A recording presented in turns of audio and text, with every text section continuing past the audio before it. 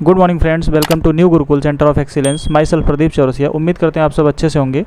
आज है 4 अगस्त और आज हम यहाँ पे कवर करेंगे 4 अगस्त से रिलेटेड कुछ इंपॉर्टेंट करंट अफेयर्स के क्वेश्चन और उनके विश्लेषण पे। तो चलिए शुरू करते हैं। तो आज का जो आपका ये पहला सवाल है, ये कह रहा है कि कौन सा केंद्रीय मंत्रालय जन विश्वास प्रावधानों का संशोधन विधेयक से जुड़ा है। कौन सा केंद्रीय मंत्रालय, यानी कि जो सेंट्रल या यूनियन मिनिस्ट्री है, इसमें से ऑप्शन ए है वाणिज्य एवं उद्योग मंत्रालय, ministry of commerce and industry, ministry of defence, ministry of road and transport highway and fourth option है ministry of micro small and medium enterprises. तो इसका जो राइट आंसर होगा ये आपका हो जाएगा ministry of commerce and industry. क्या होगा यहाँ पे? Ministry of commerce and industry, वाणिज्य एवं उद्योग मंत्रालय इसका राइट आंसर होगा। देखिए यहाँ पे जो ये जन विश्वास प्रस्ताव है, ये एक प्रावधानों का संशोधन विधेयक है जिसे जो है हाल ही में लोकसभा में पारित किया गया है। लोकसभा में इसको पारित किया गया है और इसका जो उद्देश्य है भारत में व्यापार करने और रहने में आसानी को बढ़ावा देना है। इसके द्वारा 42 अधिनियमों के तहत छोटे अपराधों को अपराध मुक्त करके देश में नियमों को फिर से परिभाषित करना है। चलिए आगे चलते हैं। अगला क्वेश्चन है भारतीय प्रबंधन संस्थान संशोधन विधेयक। भारतीय प्रबंधन संस्थान संशोधन विधेयक IIM के लिए विजिटर के रूप में किसे व्यक्तित्व का प्रस्ताव करता है। तो इसका जो राइट आंसर होगा ये हो जाएगा आपका राष्ट्रपति। क्या होगा इसका राइट आंसर होगा प्रेसिडेंट ऑफ इंडिया। तो ये जो है IIM अधिनियम 2017 में संशोधन करने के लिए एक भारतीय प्रबंधन संस्थान संशोधन विधेयक 2023 में लोकसभा में पेश किया गया था और इसके तहत 20 IIM को राष्ट्रीय महत्व के संस्थान घोषित करता है। ये जो विधेयक है, इस विधेयक के द्वारा 20 IIM यानी इंडियन इंस्टीट्यूट ऑफ मैनेजमेंट को राष्ट्रीय महत्व के संस्थान घोषित करता है। और यहाँ पे ये जो विधेयक था ये पेश किया गया है केंद्रीय शिक्षा मंत्री धर्मेंद्र प्रधान। केंद्रीय शिक्षा मंत्री धर्मेंद्र प्रधान के द्वारा कहाँ पे? लोकसभा में पेश किया गया है। और इन्होंने इसमें बताया कि जो भारत के राष्ट्रपति होंगे वो सभी IIM के क्या होंगे? विजिटर होंगे, ऐसा इन्होंने प्रस्ताव दिया है। अगला क्वेश्चन है माइक्रोन भारत का पहला सेमीकंडक्टर संयंत्र किस राज्य में स्थापित करने जा रहा है। जो ये माइक्रोन कंपनी है ये सेमीकंडक्टर बनाएगी, तो ये अपना जो है सेमीकंडक्टर का जो प्लांट है वो कौन से स्टेट में इस्टेब्लिश करने जा रही है। तो यहाँ पे ऑप्शन ए है उत्तर प्रदेश, ऑप्शन बी है गुजरात, ऑप्शन सी है मध्य प्रदेश, ऑप्शन डी है कर्नाटक। तो इसका जो राइट आंसर होगा ये होगा गुजरात। माइक्रोन जो है ये गुजरात में अपना सेमीकंडक्टर प्लांट इस्टेब्लिश करने जा रही है। तो ये भारत का पहला सेमीकंडक्टर प्लांट स्थापित करने जा रही है और ये जो है अप्रॉक्सीमेटली 5000 जॉब क्रिएट करेगा और इसके द्वारा घरेलू और अंतर्राष्ट्रीय बाज़ारों में जो मांग है सेमीकंडक्टर की उसकी ये जो है प्रतिपूर्ति करेगा। और इस परियोजना में लगभग 2.75 बिलियन अमेरिकी डॉलर का इन्वेस्टमेंट शामिल है और ये जो है अपने आप में पहली made in India chip company होगी जो 2024 तक तैयार हो जाएगी। अपने आप में क्या होगी? ये अपने आप में पहली मेड इन इंडिया चिप होगी जो दिसंबर 2024 तक क्या हो जाएगी? बनकर तैयार हो जाएगी। तो चलिए यहाँ पे थोड़ा सा एक बार हम माइक्रोन टेक्नोलॉजी के बारे में जान लेते हैं। तो जो माइक्रोन टेक्नोलॉजी है ये सेमीकंडक्टर मैन्युफैक्चरिंग कंपनी है जो सेमीकंडक्टर बनाती है या जिसको बोलते हैं अर्धचालक। तो इसके CEO जो हैं वो हैं संजय मेहरोत्रा, 8 मई 2017 से, और हेडक्वार्टर इसका जो है बॉयस, इडाहो, यूनाइटेड स्टेट्स। ठीक है। इसके जो फाउंडर हैं वार्ड परकिंसन, उसके बाद डग पिटमैन, जोय परकिंसन, डेनिस विल्सन, यहाँ पे 4 लोग हैं। और इसकी जो सब्सिडरी कंपनी है वो है micron semiconductor India private limited. इसके CFO हैं मार्क मर्फी और CIO हैं आनंद भाल। ठीक है, आगे चलते हैं। क्वेश्चन नंबर 4 है भारतीय कंपनियों को किस संस्था के माध्यम से विदेशी मुद्रा में सूचीबद्ध होने की अनुमति दी गई है। ऑप्शन ए है council of scientific and industrial research यानी कि CSIR।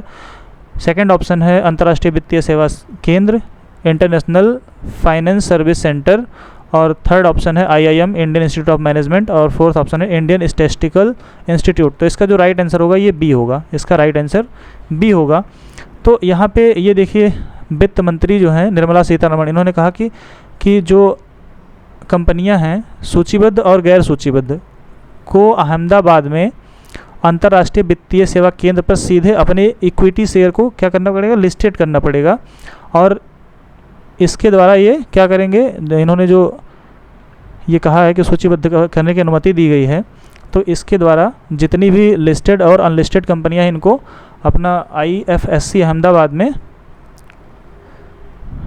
इक्विटी शेयर में लिस्टिंग करने के लिए कहा गया है। और ये जो है एक वैश्विक पूंजी तक जो है पहुंच आसान बनाएगी और भारतीय कंपनियों का बेहतर मूल्यांकन यहाँ पे किया जा सकेगा। अब देखिए यहाँ पे अंतर्राष्ट्रीय वित्तीय सेवा केंद्र, अंतर्राष्ट्रीय वित्तीय सेवा केंद्र को किसी भी देश में स्थापित करने का प्रमुख लक्ष्य अंतर्राष्ट्रीय वित्तीय सेवाओं का विकास करना। यहाँ पे जो इंटरनेशनल फाइनेंशियल सर्विस है उसको जो है प्रमोट करना है, इसका एक एम। अंतर्राष्ट्रीय वित्तीय सेवा केंद्र को किसी भी देश में अंतर्राष्ट्रीय निवेशकों और व्यापार के विकास हेतु एक प्रवेश द्वार माना जाता है। भारत का पहला अंतर्राष्ट्रीय वित्तीय सेवा केंद्र गुजरात की गांधीनगर में स्थापित किया गया है। कहाँ पे, देखिए जो भारत का पहला IFSC है वो गुजरात के गांधीनगर में स्टैब्लिश किया गया है। वर्तमान में IFSC में बैंकिंग, पूंजी बाजार और बीमा क्षेत्रों की कई नियामकों अर्थात RBI, सेबी और IRDAI द्वारा नियंत्रित किया जाता है। ठीक है दोस्तों, आप कमेंट करके जो है RBI, सेबी और यहाँ पे IRDAI इनका फुल फॉर्म और हेडक्वार्टर जो है आप लोग कमेंट करके बताइएगा। चलिए आगे चलते हैं। क्वेश्चन नंबर 5, हाल ही में निम्नलिखित में से किसने दोहा डायमंड लीग 2023 में पुरुषों की भाला क्षेत्र स्पर्धा में स्वर्ण पदक जीता? तो इसका जो राइट आंसर होगा वो होगा नीरज चोपड़ा। नीरज चोपड़ा ने जो है दोहा डायमंड लीग में जो है पुरुषों की भाला क्षेत्र में अपना गोल्ड मेडल जीता है। तो ये जो है लॉजन डायमंड लीग 2023 क्या थी, लॉजन डायमंड लीग 2023 जीता है नीरज चोपड़ा ने। और इनका जो ये रहा है 87.66 मीटर का सर्वश्रेष्ठ थ्रो था और इन्होंने लॉजन डायमंड लीग 2023 में शीर्ष स्थान प्राप्त किया है। इन्होंने पहली डायमंड लीग ट्रॉफी अगस्त 2022 लॉजन लीग में जीती थी और 2022 में फाइनल में डायमंड लीग ट्रॉफी जीती। टोक्यो ओलंपिक स्वर्ण पदक जो जीते थे वहाँ पे इनका जो स्कोर था या फिर रेंज थी 88.67 मीटर का थ्रो था। ये 5 मई को 2022 में इन्होंने दोहा में डायमंड लीग जीती थी। चलिए आगे चलते हैं। हाल ही में भारतीय मौसम विज्ञान विभाग IMD ने जानकारी दी है कि बंगाल की खाड़ी के ऊपर साइक्लोन मोचा नाम का चक्रवाती तूफान विकसित हो रहा है। निम्नलिखित में से किस देश ने इस चक्रवात का नाम रखा है? देखिए यहाँ पे आपका ये नीचे इंडिया का पार्ट दिख रहा है, ये पेनिनसुलर इंडिया है। ठीक है, तो यहाँ पे कहाँ से उठा है? ये बंगाल की खाड़ी से एक साइक्लोन जिसका नाम है मोचा। ठीक है, तो कह रहा है कि मोचा, ये जो मोचा नाम है इसको किसने सजेस्ट किया है? तो इसका राइट आंसर होगा यमन। मोचा जो नाम है ये यमन ने सजेस्ट किया है। तो चलिए यहाँ पे हम थोड़ा मोचा के बारे में देख लेते हैं। तो चक्रवात मोचा पूर्वी भारतीय तट, देखो ये क्या है, ये इधर क्या है, ये वेस्टर्न है और इधर ये क्या है, ईस्टर्न है। ठीक है, तो यहाँ पे पूर्वी भारतीय तट और बांग्लादेश को प्रभावित करेगा। अब देखिए यहाँ पे ये अपना ये पश्चिम बंगाल, इधर क्या है, यहाँ पे बांग्लादेश है, इसको ये क्या करेगा, अफेक्टेड करेगा। तो चक्रवात मोचा के कारण दक्षिण पूर्व बंगाल की खाड़ी में परिसंचरण के कारण तटीय क्षेत्रों में भारी बारिश हो सकती है। मोचा का नाम यमन द्वारा सुझाया गया है। यह लाल सागर तट पर मोचा शहर से उत्पन्न हुआ है। कहाँ पे? लाल सागर तट पर एक शहर है मोचा। तो मोचा एक क्या है, एक शहर है। तो मोचा शहर के नाम पे इसका नाम पड़ा है। इसको किसने दिया है? इसका नामकरण यमन ने किया है। IMD उत्तर हिंद महासागर के लिए उष्णकटिबंधीय मौसम का पूर्वानुमान जारी किया है क्योंकि चक्रवात मोचा के 10 मई तक चक्रवाती तूफान में बदलने और बंगाल की खाड़ी के मध्य भाग की ओर बढ़ने की संभावना। तो ये आपका जो ये न्यूज़ है ये मई 2023 का है, इसको आप ध्यान दीजिएगा, 2 महीने पुराना हो गया ये। IMD के अपडेट के अनुसार चक्रवात मोचा के 12 मई की सुबह तक पूर्व मध्य बंगाल की खाड़ी के मध्य भाग पर पहुंचने की उम्मीद है। तो ये आपका ये मई का है। तो हाँ, इसमें एक इम्पॉर्टेंट है कि ये जो चक्रवात है इसका नाम क्या है और इसका नाम किसने दिया है, ये इम्पॉर्टेंट है। और ये किस जगह पे, कहाँ से उठा है, बंगाल की खाड़ी से। तो यहाँ पे अगर हम बात करें तो देखिए, मोचा जो है एक चक्रवात है और इसका जो नाम दिया है यमन ने, ठीक है। और मोचा लाल सागर तट पर एक शहर है। मोचा लाल सागर तट पर एक शहर है, ठीक है। चलिए आगे चलते हैं। अब देखो, ये चक्रवात के जो नॉमिनेशन का सिस्टम है, यानी कि जो नामकरण की प्रणाली है, ये विश्व मौसम विज्ञान संगठन और संयुक्त राष्ट्र आर्थिक और सामाजिक आयोग ESCAP के सदस्य देशों द्वारा अपनाई जाती है, ठीक है। और इसका जो नामकरण है ये क्षेत्रीय नियमों का पालन करते हुए रखा जाता है। और 2000 से, यानी कि सन 2000 से उत्तरी हिंद महासागर में यहाँ पे जेंडर एंड जो कोस्टल्स हैं, तो या जिसको बोलते हैं लिंग तटस्थ के नामों का उपयोग किया जाता है। और यहाँ पे भ्रम से बचने के लिए आवश्यक सावधानी बरतने में सक्षम बनाने के लिए चक्रवातों को अलग अलग नाम देकर मौसम संबंधी आपात स्थितियों के दौरान स्पष्ट संचार सुनिश्चित किया जाता है। तो ये जो है, जो क्षेत्रीय नाम होते हैं अक्सर उनसे रिलेट करके रखा जाता है, क्योंकि इससे क्या होता है कि भ्रम की स्थिति से बचने में सहायता मिलती है। अब चलिए यहाँ पे IMD के बारे में बात कर लेते हैं। तो IMD का फुल फॉर्म है इंडियन मेट्रोलॉजिकल डिपार्टमेंट। इसका फॉर्मेशन जो हुआ है 15 जनवरी 1875। हेडक्वार्टर जो है मौसम भवन, लोधी रोड, न्यू दिल्ली। तो इसका हेडक्वार्टर कहाँ पे है, न्यू दिल्ली में। और इससे जो मिनिस्ट्री जो है रिस्पॉन्सिबल है इसके लिए, तो union minister of earth science, minister जो इसके रिस्पॉन्सिबल हैं ये किरण रिजिजू हैं। और ये किसके मिनिस्टर हैं, union minister of earth and science. और M रविचंद्रन ये हैं secretary ministry of earth sciences के। और इसका जो पेरेंट डिपार्टमेंट है वो ministry of earth and science है। IMD जो है ये ministry of earth and science का एक डिपार्टमेंट है। चलिए आगे चलते हैं। अब देखिए, यहाँ पे कह रहा है कि कहाँ बनेगा बिहार प्रदेश का सबसे बड़ा ब्लड बैंक। यहाँ पे आपको ध्यान देना, ये भारत का सबसे बड़ा ब्लड बैंक नहीं है। ये कह रहा है कि बिहार राज्य का सबसे बड़ा ब्लड बैंक कहाँ बनेगा, बिहार राज्य का। तो इसका राइट आंसर हो जाएगा मुजफ्फरपुर। क्या होगा, मुजफ्फरपुर हो जाएगा। अब देखिए, 7 जून 2023 को बिहार के मुजफ्फरपुर ज़िले के रेड क्रॉस सचिव उदय शंकर सिंह ने घोषणा की कि मुजफ्फरपुर के कंपनी बाग में एक ब्लड बैंक स्थापित किया जाएगा। कहाँ पे, मुजफ्फरपुर, बिहार में मुजफ्फरपुर में स्थित जो क्या है, कंपनी बाग, वहाँ पे ब्लड बैंक बनाया जाएगा, स्थापित किया जाएगा। और ये बताया है जो वहाँ बिहार में रेड क्रॉस सचिव हैं, रेड क्रॉस या सेक्रेटरी जिसको बोलते हैं, इनका नाम है उदय शंकर प्रताप सिंह। उदय शंकर प्रताप सिंह। तो ये जो है कंपनी बाग में जो बनेगा, ये ब्लड बैंक जो अत्याधुनिक सुविधाएं हैं उनसे लैस होगा। यहाँ पे फिर आपको एक बार फिर से हम बता दे रहे हैं कि ये बिहार राज्य का होगा, ठीक है, ना कि इंडिया का। तो थोड़ा सा रेड क्रॉस के बारे में देख लेते हैं। तो रेड क्रॉस एक अंतर्राष्ट्रीय संगठन है और इसकी शुरुआत जो की गई थी युद्ध में घायल होने वाले सैनिकों की सहायता के लिए की गई थी। फिर बाद में इसका जो है थोड़ा सा प्रसार होने लगा। तो इसकी शुरुआत की थी हेनरी ड्यूनेट।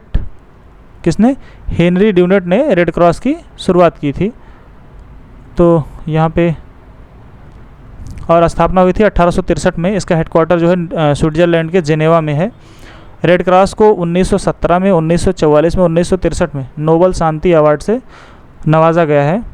और रेड क्रॉस सोसाइटी भारत में 1920 में स्थापित हुई पार्लियामेंट्री एक्ट के दौरान। और भारत में रेड क्रॉस सोसाइटी की लगभग 700 से ज़्यादा शाखाएं हैं। अगला क्वेश्चन है, NHAI द्वारा लॉन्च किया गया राजमार्ग यात्रा ऐप। NHAI द्वारा लॉन्च किया गया राजमार्ग यात्रा ऐप का उद्देश्य क्या है। तो पहला ऑप्शन है शहरों के लिए मौसम का पूर्वानुमान प्रदान करना। दूसरा है राष्ट्रीय राजमार्ग उपयोगकर्ताओं के लिए एक एकीकृत मंच प्रदान करना, to offer a unified platform for national highway users. And third है to promote Hindi language in technology, प्रौद्योगिकी के क्षेत्र में हिंदी भाषा को बढ़ावा देना। और डी ऑप्शन है टू प्रोवाइड बैंकिंग सर्विसेज। तो इसका जो राइट आंसर होगा ये बी हो जाएगा कि राष्ट्रीय राजमार्ग उपयोगकर्ताओं के लिए एक एकीकृत मंच प्रदान करना। यहाँ पे to offer a unified platform for national highway users. ठीक है, चलिए हम इसके थोड़ा सा विश्लेषण पर ध्यान देते हैं। तो इसका जो फुल फॉर्म है NHAI, राष्ट्रीय राजमार्ग प्राधिकरण, भारतीय राष्ट्रीय राजमार्ग प्राधिकरण यानी कि national highway authority of India. तो ये जो है एक नागरिक केंद्रित एकीकृत मोबाइल एप्लीकेशन है और ये गूगल प्ले पर भी है और iOS दोनों जगह पर ये अवेलेबल है। और ये एक कह सकते हैं कि एक ग्रेवांस सेल की तरह काम करेगा और ये हिंदी और इंग्लिश, हिंदी एंड इंग्लिश दो लैंग्वेज में जो है अभी अवेलेबल है। और इसकी विशेषताएं, जो ऐप है इसकी कुछ विशेषताएं हैं, जैसे कि वन स्टॉप भंडार के रूप में कार्य करेगा, वास्तविक समय की मौसम की स्थिति बताएगा, समय पर प्रसारण सूचनाएं देगा और नज़दीकी टोल प्लाजा, पेट्रोल पंप और अस्पताल, होटल, ये सारी चीज़ें बताएगा। तो ये कह सकते हैं कि जो ड्राइवर होता है उसके लिए काफ़ी जो है हेल्पफुल साबित होगा, क्योंकि वो अपने फ़ोन में ही बैठ के देख सकता है कि इस समय कहाँ पर है वो, और उसके नियरेस्ट में जो है ATM कहाँ पे हैं, पेट्रोल पंप कहाँ है, होटल कहाँ है, टोल प्लाजा कितनी दूर है। तो ये सब सारी चीज़ें उसको निर्बाध रूप से मिल जाएंगी और उसको जो है एक सुरक्षित यात्रा करने में अच्छा लगेगा। तो देखिए यहाँ पे और इसमें उपयोगकर्ता की बेहतर स्पष्टता के लिए जियो टैगिंग की फैसिलिटी है कि जैसे मान लीजिए कहीं पे उसको कोई रोड में प्रॉब्लम है तो वो उसी टाइम ऐप में क्या करेगा, जियो टैगिंग करके या वीडियो या फ़ोटो जो है अपलोड करके उससे जो संबंधित प्रॉब्लम्स हैं उनको रिपोर्ट कर सकता है। और ये जो पंजीकृत शिकायत होगी उसको एक पहले से प्री डिसाइडेड टाइम दिया जाएगा, इतने दिन में आपका ये जो प्रॉब्लम है निपटा दी जाएगी। देरी के मामले में सिस्टम जनरेटेड मामले को उच्च अधिकारियों तक पहुँचाया जाएगा।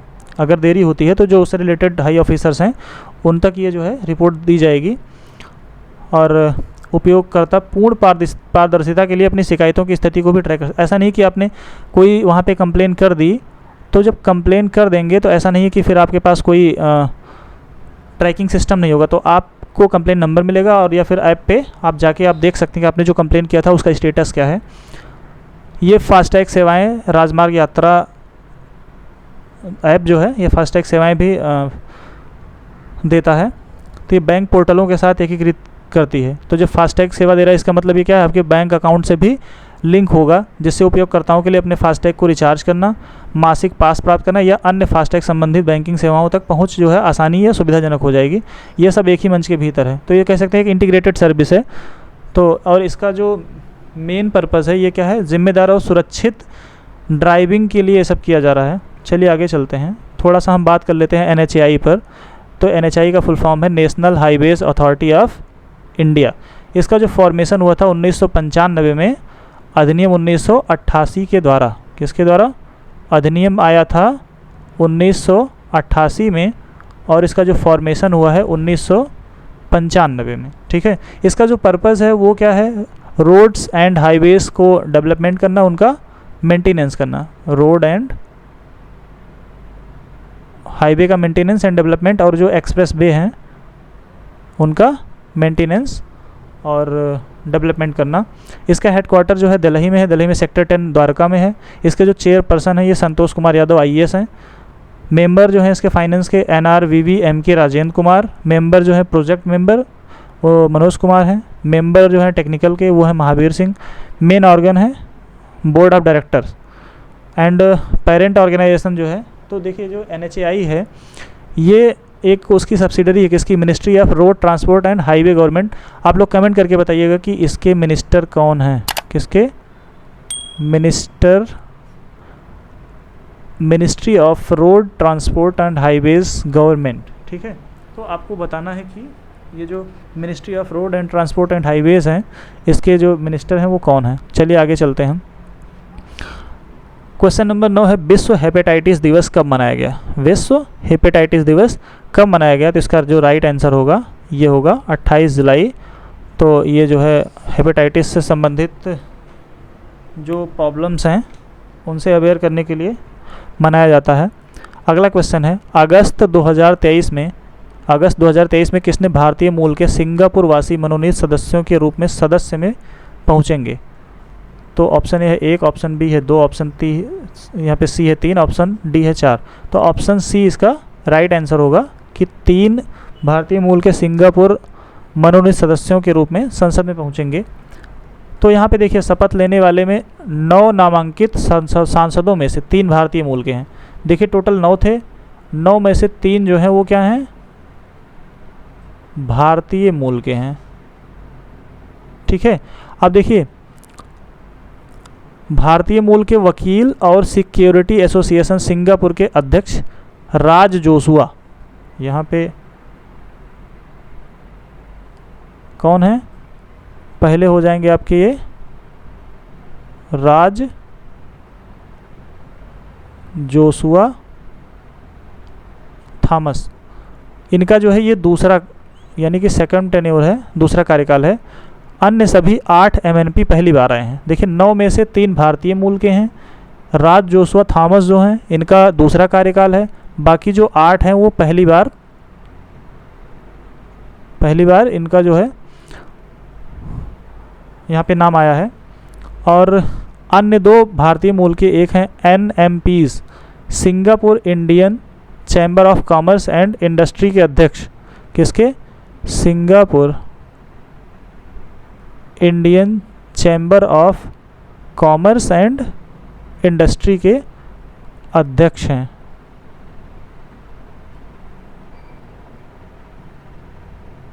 इनका नाम है, और ये अधिग्रहण फर्म पेगासस एशिया के CEO हैं।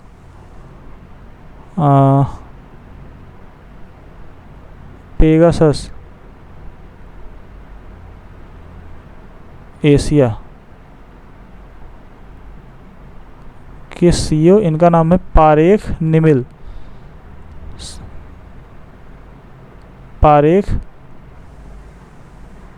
निमिल रजनीकांत।